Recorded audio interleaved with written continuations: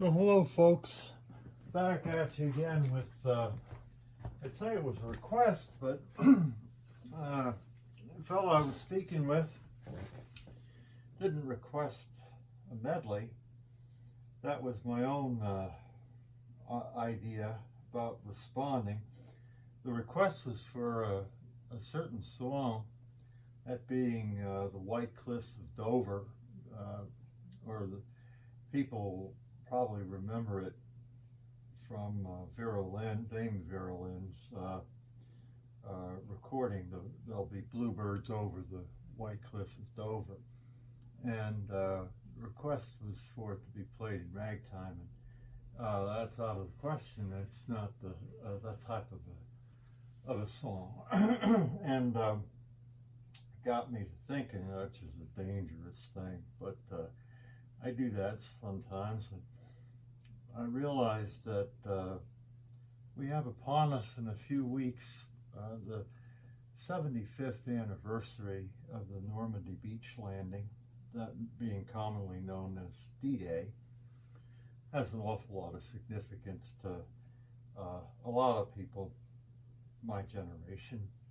In my personal case, my dad was amongst the army troops that landed on Normandy, and he was shot up but kept going.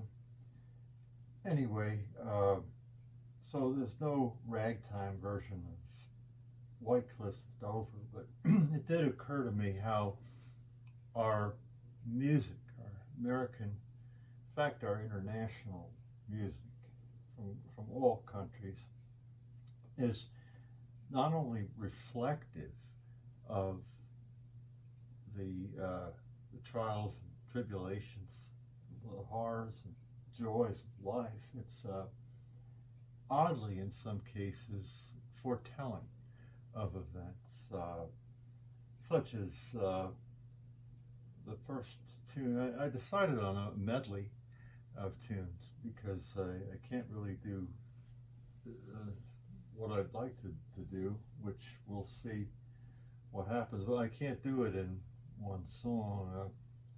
Choose a medley, being a happy number that occurred, well, it was recorded in England in 1939, and a lot of people will know it because of a recent film, within the last 10 years or so, Miss Peregrine's Home for Gifted Children, I think it's called, the charmer of the film. Nice movie. And the old English 78, the dance bands, they were great in England. They had that certain lilt and charm, you know. This little song called Run Rabbit Run.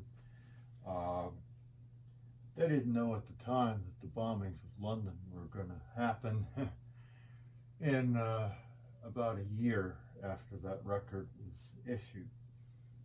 It's oddly foretelling.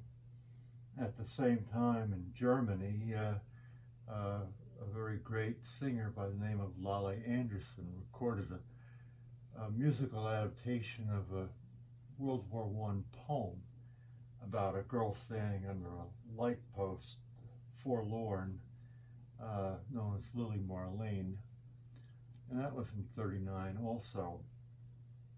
It's odd. And there's a couple other tunes by Miss Dame Vera Lynn, who was awarded during her long lifetime by Queen Elizabeth, the official commander of the British Empire, I think was her title, and rightfully owed her for her humanitarian work. Several of her tunes. Any questions, just give a holler. It's awful easy to do on Facebook. So, I don't know what's going to happen, but it's going to happen. And what it is about some personal feelings of a war that was over 9 years before my time, but it lived on in memory, as it does to this day. So here we go.